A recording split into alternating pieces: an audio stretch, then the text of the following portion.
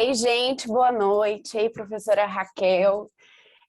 Primeiramente, né, acho que eu vou agradecer os parabéns, especialmente da turma, pessoas que eu nem conheço, então é muito gostosa essa acolhida, principalmente no momento que é de colher os frutos de um investimento de tempo, de estudo. E professora Raquel tem grande contribuição nisso, né, na minha trajetória, assim, eu brinco que minha vida é dividida em antes Raquel e depois de Raquel, porque uma série de conquistas vieram a partir dessa oportunidade lá no mestrado, na verdade, quando eu comecei a fazer disciplina isolada, em 2016, e pude aprender com ela, pude aprender sobre divisão sexual do trabalho, e é uma teoria que revoluciona a vida, né? Então, muito importante para minha trajetória pessoal e mais ainda para minha trajetória acadêmica. Então, eu agradeço muito, agradeço o convite, estou muito feliz de estar aqui com vocês, mesmo sendo uma sexta-feira à noite, eu estou realmente feliz, principalmente para falar de um tema que me impactou, né, nos últimos anos. Eu tenho acompanhado aí a reforma do ensino médio, a discussão da BNCC, e tal como a professora já adiantou, a academia, de forma geral, enxerga com bastante preocupação o que está acontecendo com o ensino médio, né, com essa etapa de educação básica. Eu preparei uma apresentação, eu vou compartilhar. Tá dando para ver, né? Isso. Tá bem. Eu ia começar com uma dinâmica de nuvem de palavras, mas eu vou passar, porque eu falo bastante e eu já estou preocupada com o tempo, porque eu gostaria que fosse um momento dialógico, né? Assim, ainda que vocês, não sei como tem funcionado, eu não participei dos demais momentos, mas se vocês se sentirem mais confortáveis de falar ao final, tudo bem também, mas eu gostaria que a gente reservasse um tempo para a gente debater. E aí eu já deixaria aqui o link, mas eu gostaria de saber das percepções iniciais de vocês sobre a reforma do ensino médio, mas eu vou dar uma pulada aqui. Então, vamos falar sobre a reforma do ensino médio e suas contradições. Então, eu sou graduada em Pedagogia pela Faculdade de Educação da UENG, sou mestra em Educação, fui orientada em Educação Tecnológica, né, pelo Cefet, fui orientada pela professora Raquel Quirino, e sou servidora do CAED, o Centro de Apoio à Educação à Distância da UFMG, eu trabalho com Educação à Distância, meu cargo é pedagoga, então eu assessoro pedagogicamente a oferta de iniciativas da UFMG ligadas à modalidade da EAD, no ensino, na pesquisa e na extensão. Como a professora falou, essa semana eu fiquei sabendo da aprovação no doutorado, e o meu projeto de pesquisa se relaciona à reforma do ensino médio, a educação à distância na reforma do ensino médio. Então, essas ideias estão frescas aqui na minha cabeça e, como eu disse, eu já tenho algum tempo que eu tenho me inquietado dessas questões. Bem, então, para começar, eu trago aqui uma série de documentos que estão constituindo o que eu estou nomeando como currículo do novo ensino médio, ainda que provisoriamente, né? Lembrando que é uma pesquisa a ser desenvolvida. Então, por hora, eu tomo esses documentos, que são Medida Provisória 746 de 2016, né, que é um primeiro instrumento legal, a gente vai falar bastante sobre esses documentos todos, mas é o primeiro instrumento legal que começa com uma força tem uma força de lei, né, que é convertida em lei, na Lei 13.415 de 2017, a Base Nacional Comum Curricular, a BNCC, de 2015, as novas diretrizes curriculares do ensino médio de 2018 e também os documentos orientativos para elaboração por parte dos sistemas de ensino do novo ensino médio. Então, a priori, referenciais curriculares para elaboração de itinerários formativos e o guia de implementação do novo ensino médio. E por que é tão importante a gente fazer essas discussões no campo das teorias de currículo? Porque o campo curricular ele é um espaço de disputa. Então, a gente precisa compor essa narrativa, né? Assim como é um campo de subversão e, portanto, de resistência. Né? E mesmo que hoje já tenha uma força de lei, né, é o primeiro ano da implementação da reforma, 2022, da obrigatoriedade da implementação da reforma, como a professora Raquel falou, ainda a gente sabe que é um campo dinâmico, o campo curricular. Então, a gente alimenta expectativas em torno dessa remodelação ou, quiçá, o derrubar mesmo dessa proposição. Então, aqui, só para a gente poder conhecer um pouquinho a carinha desses documentos, eu coloquei ali a BNCC, né, o Guia de Implementação, a Lei de 2017, o instrumento legal inicial, que é a medida provisória, a resolução, que é nela que aparece a educação à distância, inclusive, porque ela especifica melhor, né, os termos da reforma contida na lei, e os referenciais curriculares para elaboração. E aí, por que eu falei que essa seleção de documentação, e lembrando que toda seleção ela é interessada, né, ela não é neutra, e é importante a gente confirmar isso, eu selecionei a priori esses documentos, mas também ao longo dos anos, né, hoje já com a implementação no primeiro ano do ensino médio, a gente também tem documentos orientativos a nível de sistemas de ensino, né? Então, se eu conseguir chegar pela questão do horário, né, e também vamos ver o ritmo da fala, eu também trago um pouquinho de como que está isso em Minas Gerais. Bom, o ensino médio, ele sempre foi um palco de disputas e de debates em torno de seu sentido. Eu trouxe muito essa pesquisadora, a Nora, por ela ser expoente nas discussões aqui no Brasil, uma pesquisadora muito importante quando se fala de reforma do ensino médio, BNCC, assim como a Mônica Ribeiro também. Então, vocês vão ver esses dois sobrenomes, esse da Nora e Ribeiro, para poder trazer essa discussão. E aí a Nora vai dizer que essa etapa da educação básica, que só foi assim compreendida a partir da LDB de 96, ela nunca teve uma identidade muito clara, né? Então, os desafios em torno dessa etapa são múltiplos e eles perpassam por questões relacionadas à expansão, universalização e democratização do conhecimento. Essa discussão sobre o ensino médio, ela é antiga, né? E aí tem diferentes frentes assim, de recorte para a gente poder trabalhar. Mas eu vou falar aqui do seminário em 2003, né? Quando estava naquela discussão do ensino dual, do ensino médio, houve então um seminário em Brasília, né? Nomeado Ensino Médio, Ciência, Cultura e Trabalho.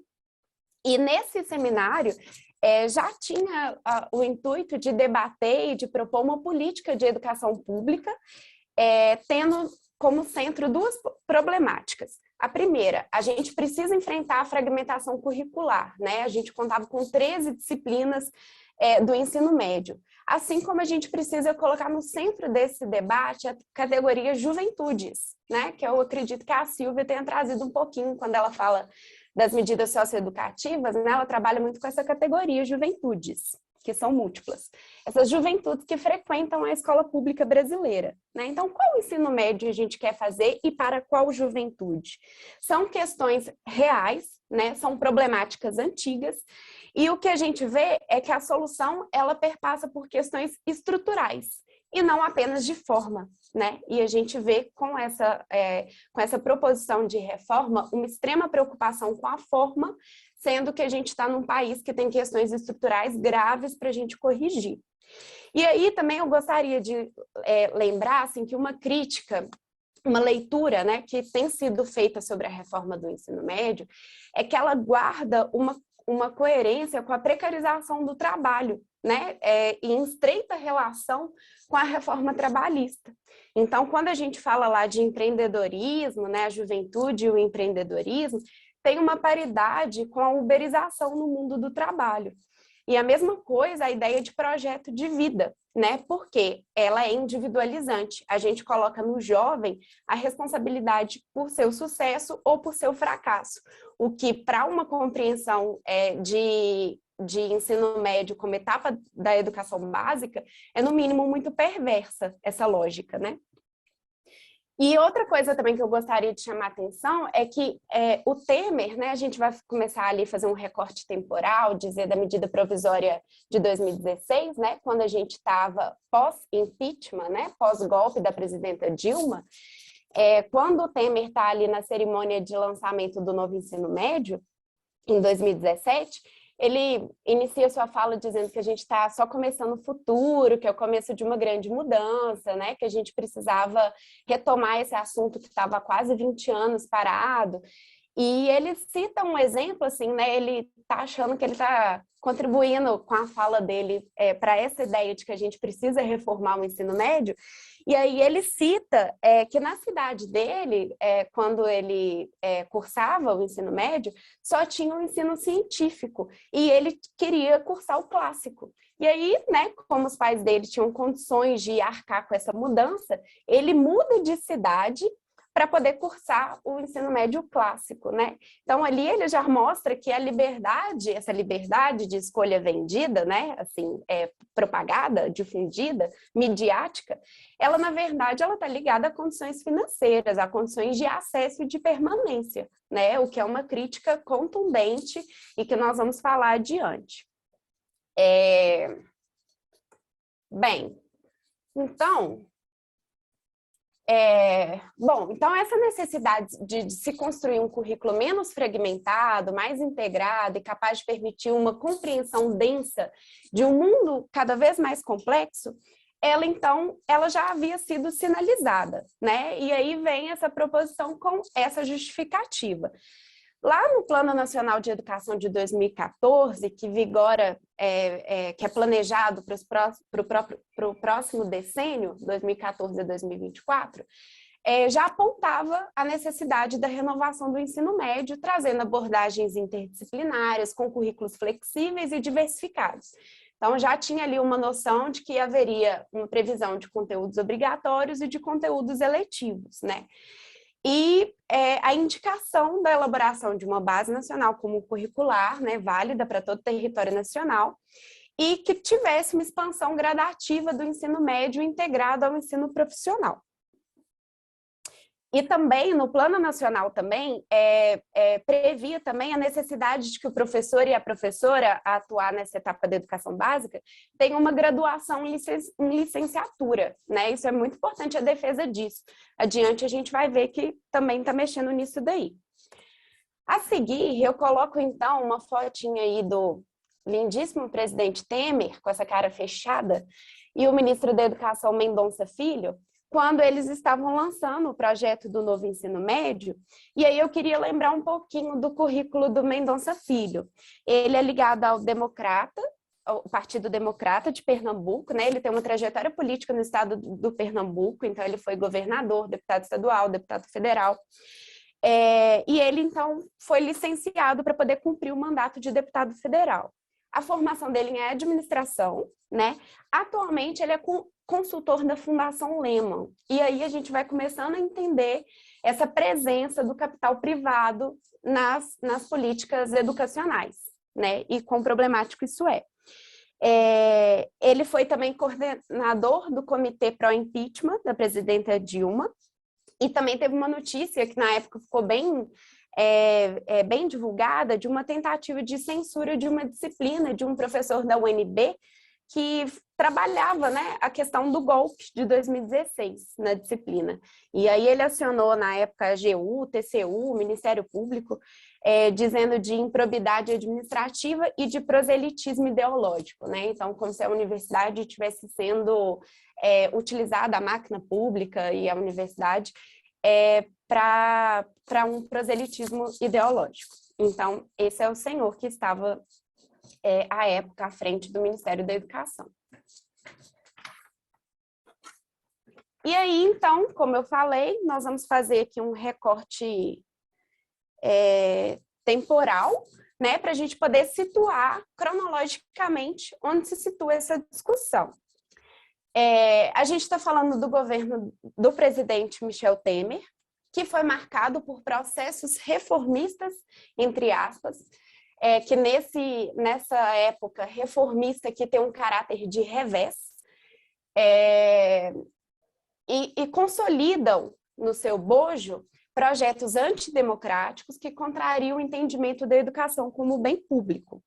O próprio Temer confirma ser o governo dele marcado por ousadias e por reformas, o que ele entende como uma saudável polêmica, né? Ele acredita que isso gera aperfeiçoamento da política pública.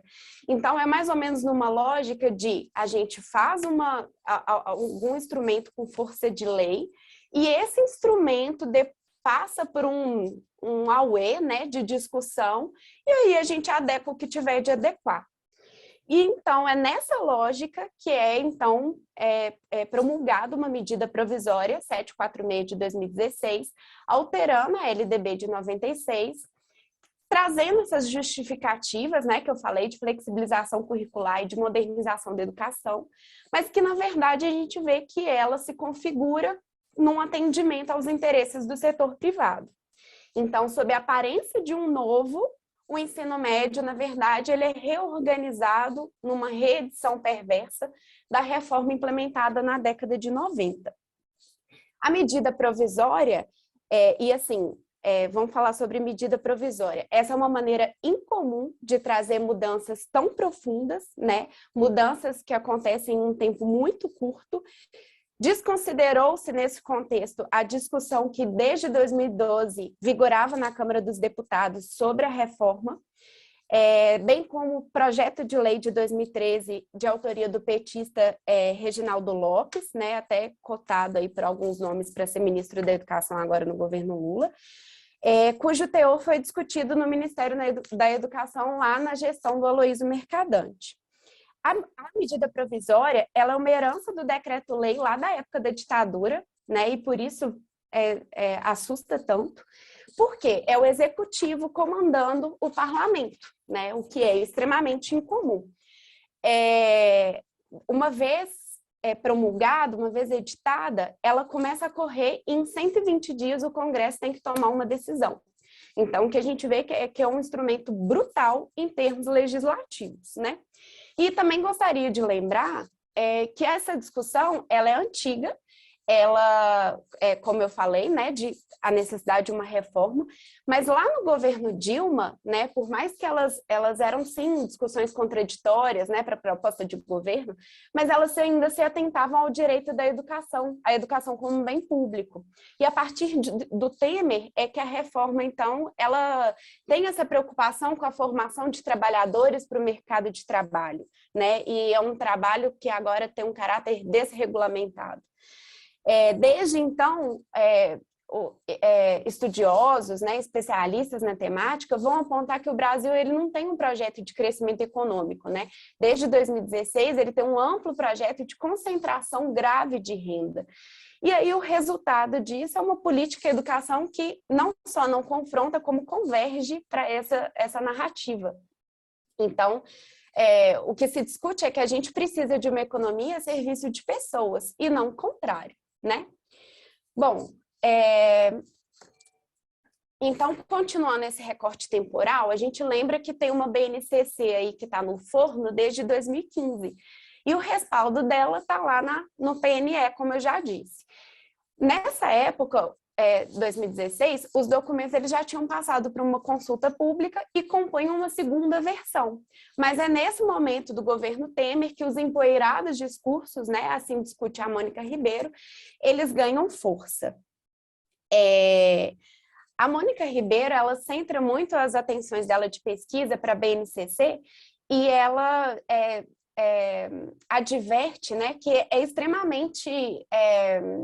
que requer muito cuidado a noção de habilidades e competências quando se propõe eliminar essa excessiva disciplinarização, porque, na verdade, o que se prepondera aí é uma concepção de formação humana que se adequa à lógica de mercado, né? E adaptação adaptação à sociedade numa abstrata noção de cidadania.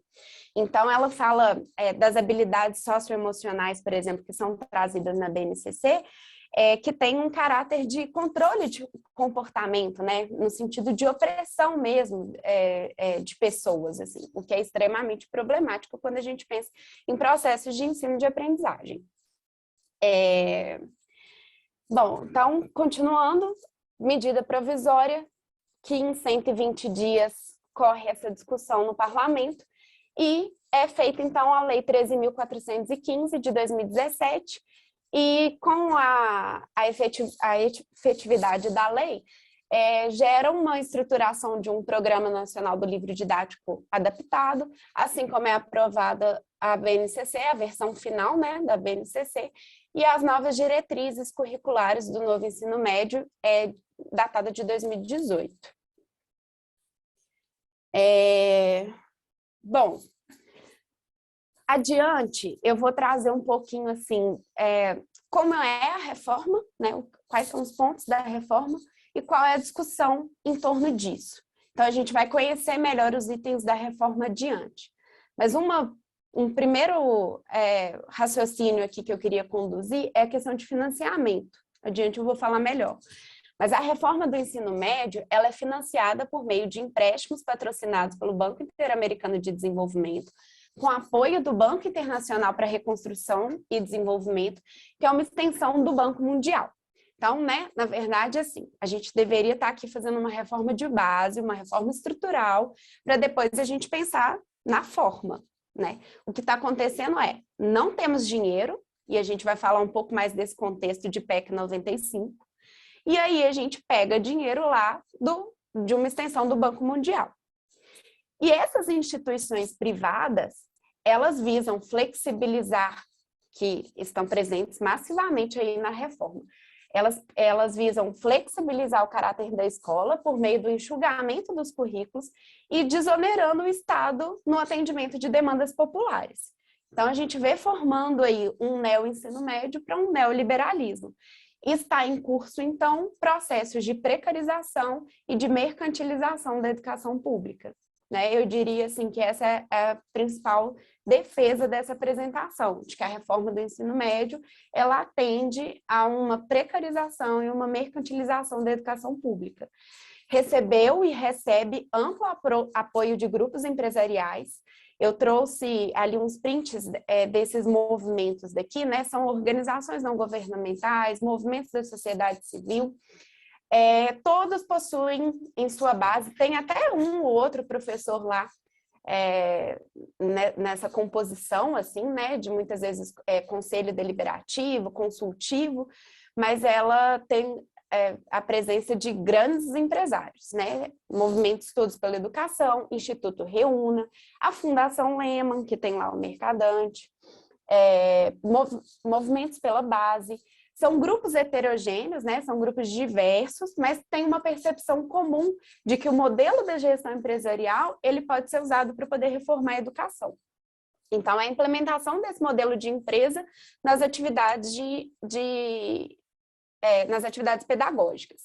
Então, aqui eu coloco exemplos, aqui eu fui lá nos sites dessas organizações, desses movimentos, para a gente poder ver lá o que eles estão falando sobre ensino médio, né? Eles demonstram com números, né? Pesquisas patrocinadas por eles mesmos, em todo o território nacional, mostrando como que a juventude está sedenta de um ensino médio renovado, que a escola não pode mais ser a mesma. E a gente tem que tomar cuidado com esse tipo de discurso, né? Por mais que a gente veja, assim, uma necessidade de que os processos educativos estejam em permanente reflexão, inclusive por parte da academia, a gente tem que tomar cuidado com esse discurso de renovação, né? Porque muitas vezes eles apontam para o atendimento a esses interesses outros. Bom, aqui eu vou passar mais rapidamente, mas aqui é o movimento Todos pela Educação, aqui é o do grupo... meu quadrinho fica em cima, mas aqui é o do Instituto Reúna, né, que tem uma parceria com a Nova Escola, então a gente vai ver muitas matérias da Nova Escola, falando como trabalhar a BNCC, como trabalhar conteúdos no ensino médio, esse pessoal todo ditando rumos aí das políticas educacionais. A Fundação Lehman, como eu disse, e aqui também é o site, né, da Fundação Lehman.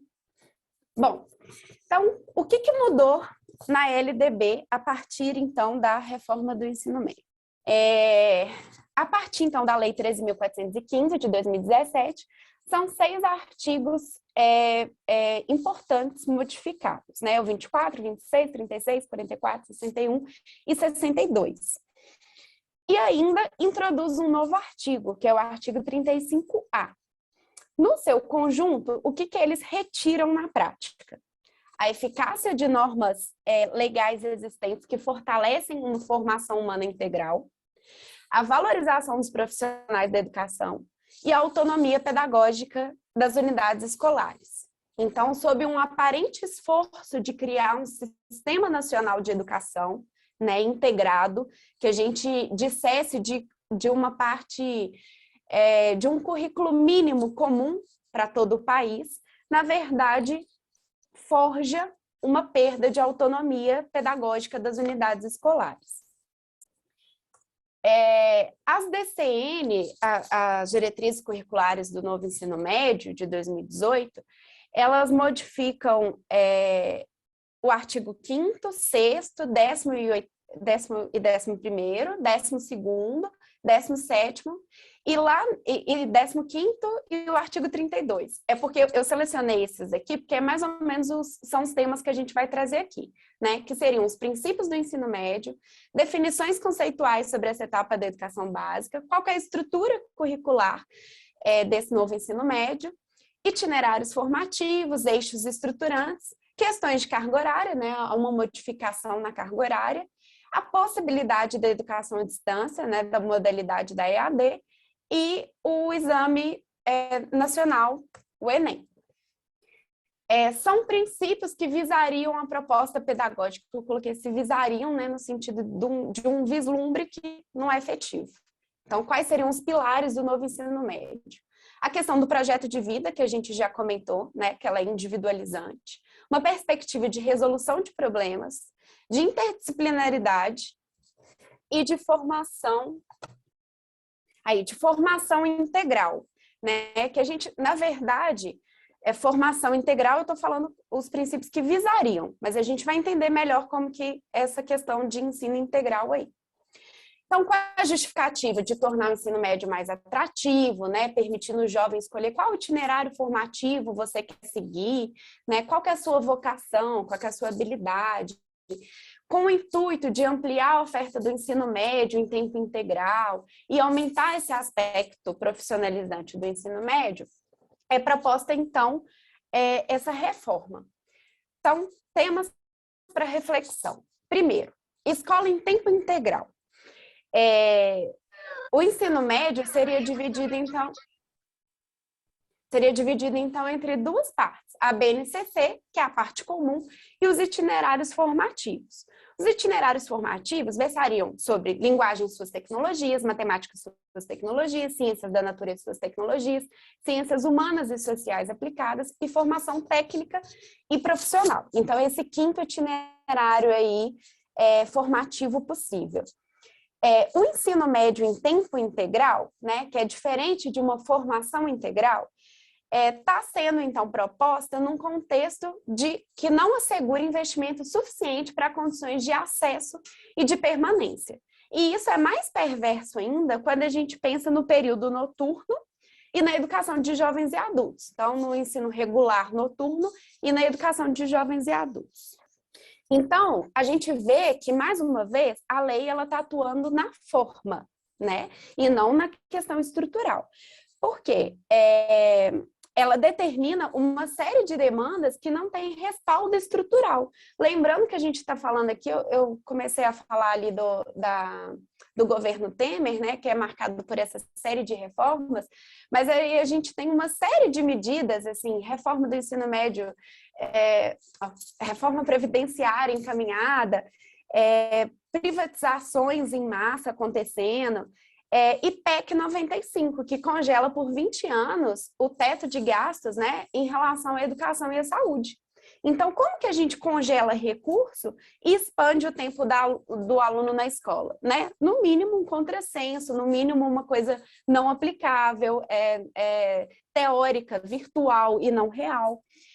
E aí a gente vê que essa reforma ela tem uma inspiração em reformas externas, né, que aconteceram no mundo. Mas a gente vê lá fora, né, com as experiências australiana, finlandesa, que essas reformas aconteceram, mas antes dela aconteceram reformas estruturais, depois que se mexeu no formato.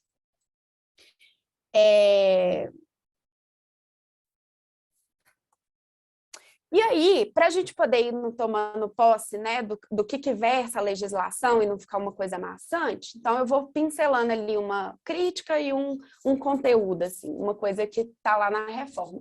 Ela traz o conceito de itinerários, unidades e eixos estruturantes. Isso lá nas diretrizes curriculares de 2018.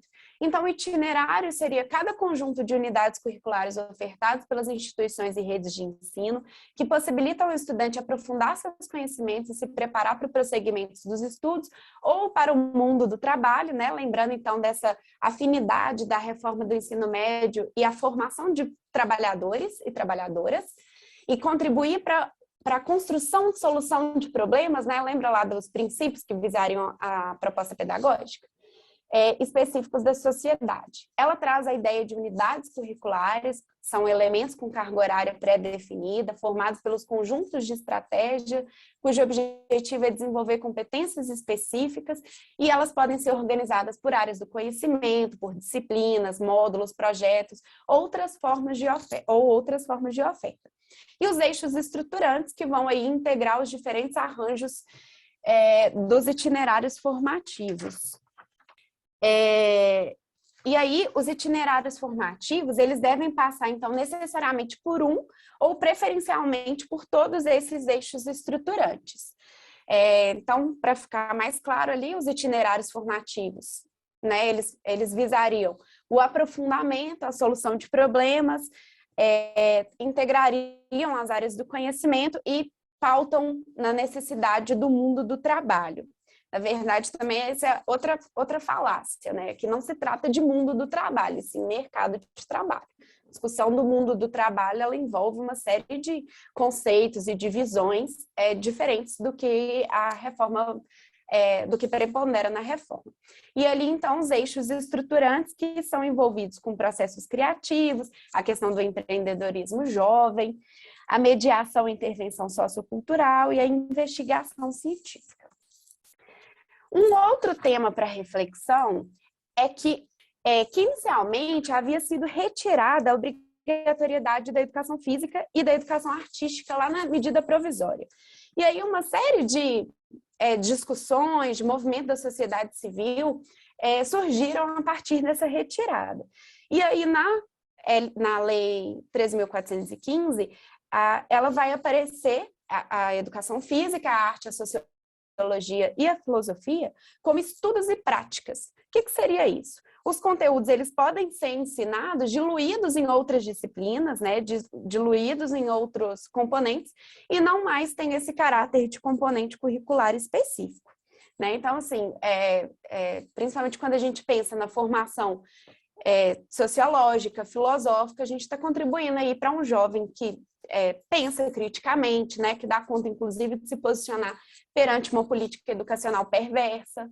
Então, certamente, né, a literatura é unânime no sentido da perda que é a gente retirar esses componentes curriculares. E aí a reforma, ela traz como disciplinas obrigatórias nos 3 anos, está lá no artigo 35A, terceiro e quarto parágrafos, apenas matemática, português e inglês. No artigo 35, parágrafo 5º, diz que a carga horária destinada ao cumprimento da base não pode ser superior a 1.800 horas do total de carga horária do ensino médio. Então, aqui, para a parte comum, para a parte do ensino, que é o ensino propedêutico, né, que são as disciplinas tradicionais aí, tem um limite máximo, né, um limite de 1.800 horas dessa carga horária do ensino médio. E aí, então, a gente vê uma redução da carga horária das disciplinas comuns. né? Porque hoje são 2.400 horas ao longo dos 3 anos de obrigatoriedade desses componentes curriculares. E agora a gente tem, então, um máximo de 1.800 horas. Então, a gente tem uma redução, apesar dessa questão da ampliação no tempo da escola, com obrigatoriedade de apenas 3 disciplinas nos 3 anos, né, que nós comentamos ali, matemática, português e inglês. E então seriam 60% para essa carga horária comum e 40% para os itinerários formativos, né? Tendo aí um mínimo, né, não é estabelecido um máximo, sim um mínimo, de 1.200 horas.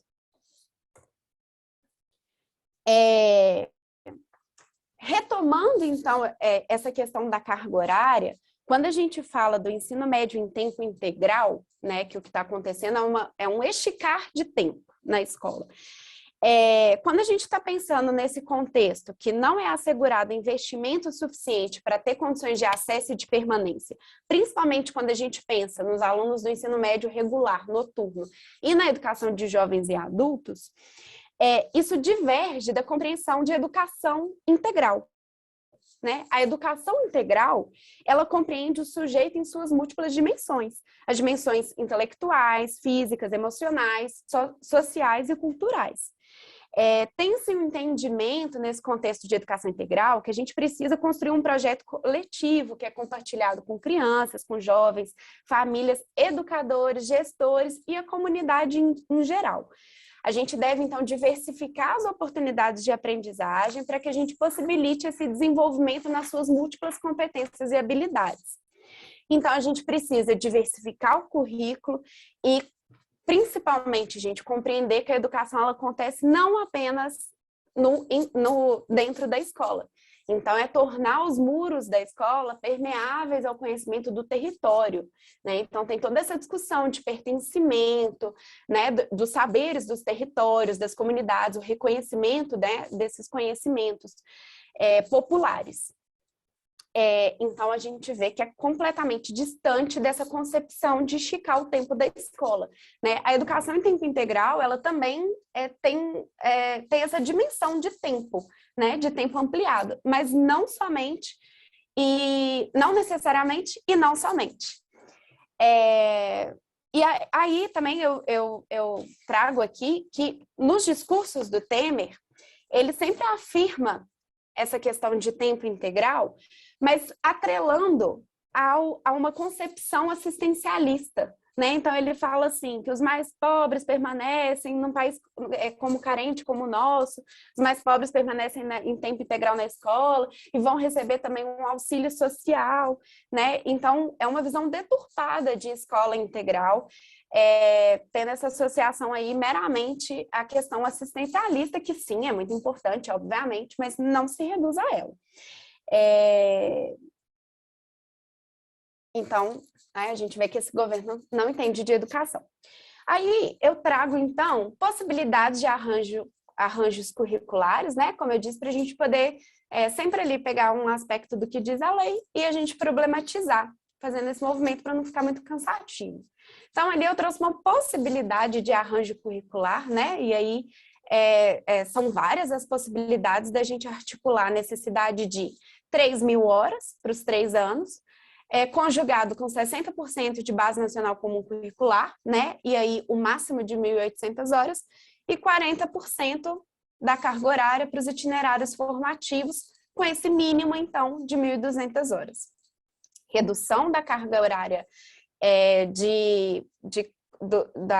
da base nacional, né, das áreas do conhecimento, e uma ampliação aí, uma ampliação não, né, a colocação aí de itinerários formativos.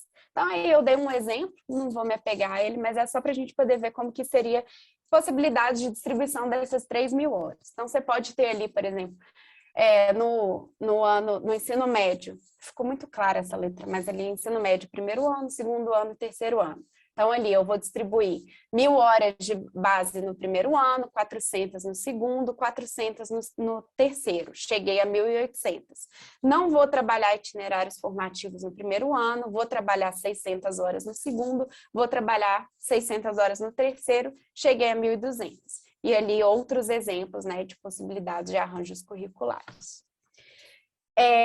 Bom, um outro tema para a gente refletir é que essa possibilidade de escolha, ela é extremamente falaciosa quando a gente pensa num Brasil multifacetado como o nosso, né, com distintas realidades, e principalmente no abismo que hoje a gente tem entre a escola pública e a escola particular. No artigo 36, parágrafo 5º, a Lei 13.415 diz, então, que os sistemas de ensino, mediante disponibilidade de vagas na rede, pode possibilitar o aluno concluinte do ensino médio cursar mais um itinerário formativo. E no artigo 36 fala que, além das formas de organização previstas no artigo 23, o ensino médio ele pode ser organizado em módulos, ele pode adotar o sistema de créditos, que é um modelo aí próximo dessa autonomia do ensino superior. Bom, é retirado na lei, em comparação com a medida provisória, é retirado o trecho que menciona a obrigatoriedade de 2 itinerários por escola, né? Não vai existir, então, um mínimo de itinerário formativo exigido por escola, e sim pelo sistema de ensino, né? Então, quando a gente está pensando na escola pública do estado de Minas Gerais, a gente está pensando no sistema estadual de ensino, né? Do que diz a Secretaria Estadual de Ensino. Então, a escola poderia ofertar, e aí quando a gente pensa em uma escola em município, né, o que é muito comum na realidade brasileira, poderia ofertar uma única ênfase. Então, assim, qual escolha é essa? Principalmente quando a gente pensa num contexto de não investimento, né, de grana, não tem grana, e também da necessidade da gente atuar com o corpo docente que está lá, né? Principalmente a gente vendo num cenário de escassez de concurso, né? De falta de nomeação. Então, a gente tem toda essa defasagem de profissionais. Aqui no estado, a gente vê extrema precarização com as designações. Então, qual escolha é essa desse jovem, né? Lembrando que não tem nenhuma obrigatoriedade por lei para a escola, e sim por sistema de ensino, quanto mais um corpo docente quantitativamente e qualitativamente preparado para uma reforma desse nível. Então, a gente vê que o que está aí é um aprofundamento da desigualdade educacional.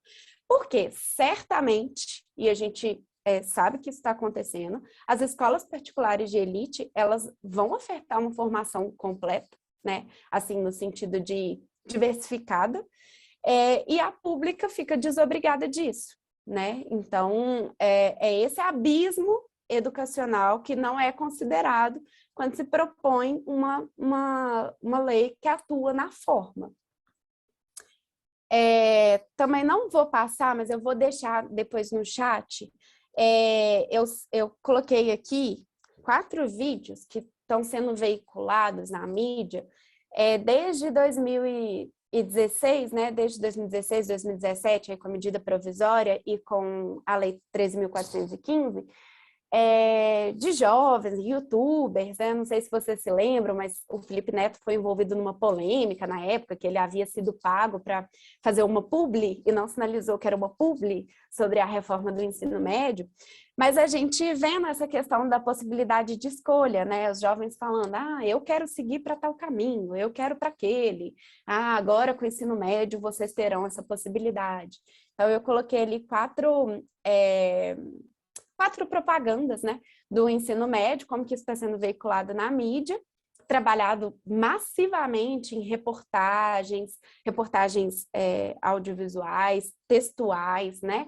Falei da nova escola, trabalhando assim como que a reforma é positiva e tudo, mas no Brasil de hoje que é o problema. Então, o 4º tema é que cada tema desse daria uma tese, né? Assim, tem muita pesquisa sobre cada um desses temas. É o tempo do técnico dentro do ensino médio, né? A gente pensando em escolas estaduais, né? Lembrando que o ensino médio é oferecido quase em sua totalidade por escolas estaduais, salvo os sistemas federais e um ou outro caso de corresponsabilidade com o município, como é em Contagem, por exemplo, com a FUNEC. As escolas estaduais, elas não possuem uma infraestrutura satisfatória para uma formação técnica, né, que requer uma série de equipamentos, além do que a gente tem.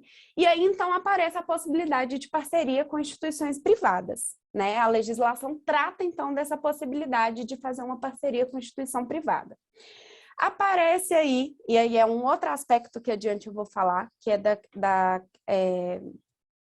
precarização do trabalho docente, o notório saber, né, para poder suprir uma carência de professores e professoras.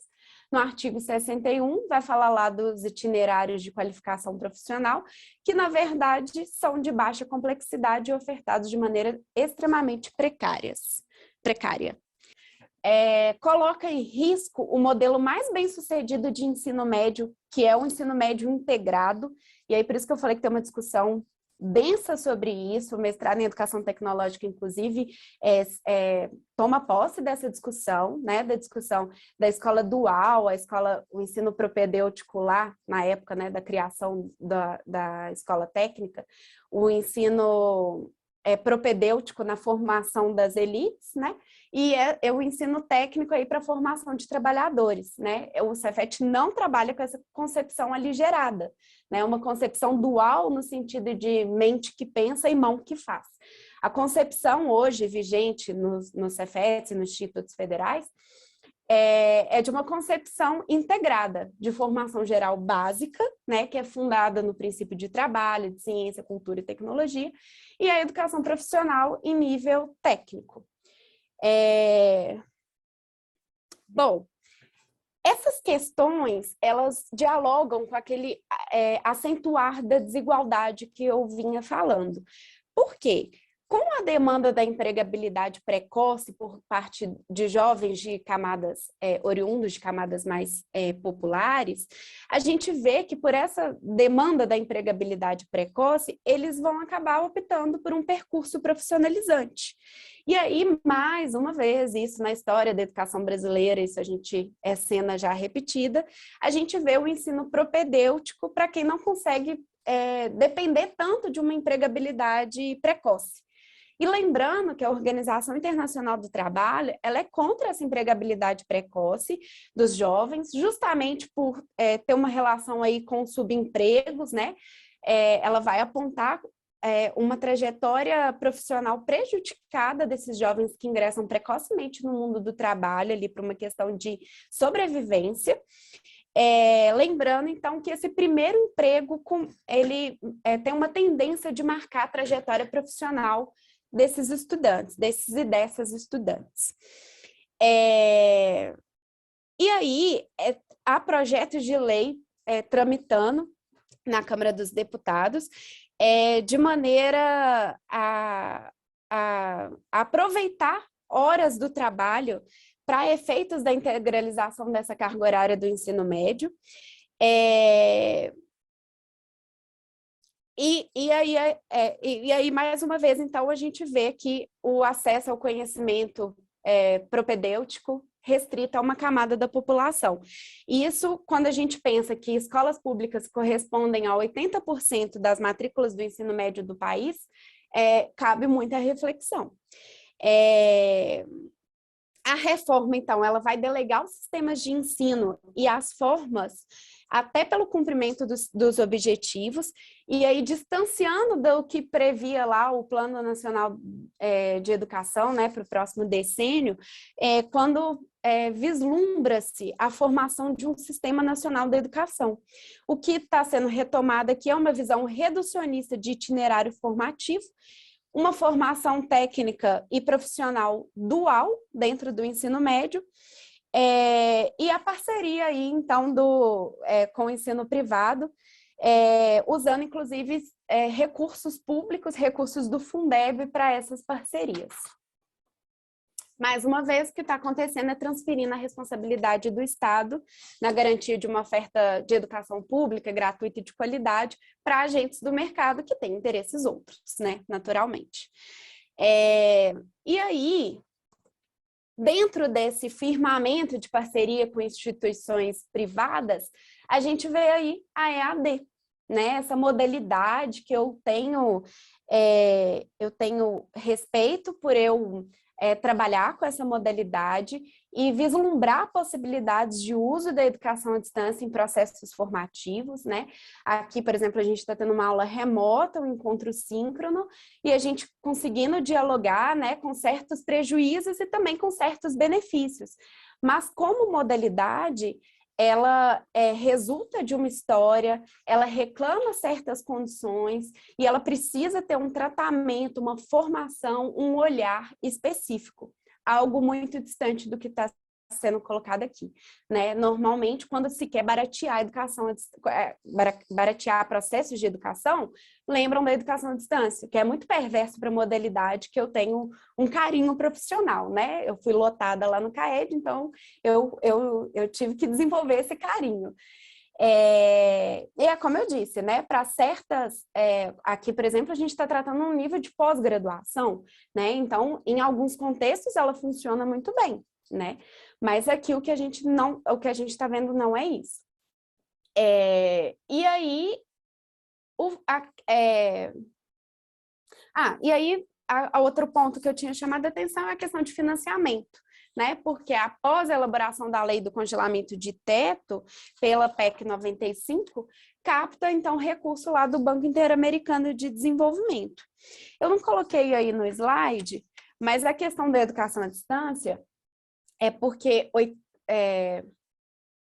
20% da carga horária do ensino médio regular diurno e 30% do ensino médio regular noturno e 80% da educação de jovens e adultos pode ser ofertada na modalidade educação à distância. Ou por uma oferta própria ou num sistema de parceria com instituições reconhecidas. E aí tem lá uns critérios questionáveis para dizer que é reconhecida. Gente, quando a gente pensa em 80% da educação de jovens e adultos, né, esse público já com uma trajetória marcada por questões de classe, por questões de trabalho como meio de sobrevivência. A gente pensa nesse público tão carente de um olhar especial, a gente pensar em 80% da carga horária na modalidade EAD, a gente tem muita convicção de quem está postulando essas políticas educacionais está bem distante de uma educação que a gente acredita, né? Bom, então, aí é sobre esse recorte aí, a minha intenção de pesquisa no doutorado. Bom, é isso, né? A educação à distância acionada como uma estratégia entre soluções paliativas, ela vai aparecer, então, como um paraíso em meio ao deserto, né? É uma resposta economicamente mais barata e mais viável a essas mudanças curriculares que estão em disputa. O campo curricular é um campo tradicionalmente compreendido como um campo de disputa, e a gente precisa compor essa força. Então, quando a gente está aqui teorizando, gente, acho que é o horário, né? Refletindo sobre, a gente está compondo a distância e relembrando aí, então, que a modalidade tem uma história, ela reclama certas condições, exige novos olhares e permite novas descobertas. E aqui é o cômputo aí da carga horária, que eu falei, isso está na diretriz curricular do novo ensino médio. Bom, acho que é isso, eu não vou falar aqui sobre a parte de Minas Gerais, já está sendo aplicada, na verdade tiveram escolas piloto, né, nesses primeiros anos, e em 2022 é a obrigatoriedade do primeiro ano, né, dessa implementação da reforma, atingindo aí então o primeiro ano do ensino médio. Eu não vou trazer, é impossível assim com esse tempo, mas a questão também de qualificação docente, que é muito importante a gente refletir, né, porque a gente está caminhando para que qualquer profissional ou com uma complementação pedagógica, ou mesmo sem, né, com conhecimento do notório saber, possa estar em sala de aula, cuidando de processos de ensino e de aprendizagem. E aí, só para ilustrar assim, rapidamente, para não ficar como algo não contemplado, mas em Minas Gerais tem um catálogo, a Secretaria disponibilizou um catálogo de 34 eletivas, e assim, as de Minas Gerais, eu não vou trazer aqui não, mas é que eu ia trazer assim, do ensino médio de Goiás, tem uma assim que eu achei bem interessante, que é um itinerário formativo que chama assim, ó, comer bem e se exercitar é só começar. Esse é o nome do itinerário formativo. Então, assim, a gente vê, assim, edição de vídeo para YouTube, né? Não que isso não sejam conhecimentos permeáveis à escola. É só porque a gente está falando de uma redução dessa parte comum, né? E uma ampliação desse percurso aqui, numa preparação para o mercado de trabalho, e não para o mundo de trabalho. É isso, eu trouxe aqui as principais referências utilizadas. Aliás, eu trouxe as referências utilizadas, mas não as consultadas, porque são muitas. E aqui as referências das legislações que eu cito. É isso. Deixa eu parar meu compartilhamento.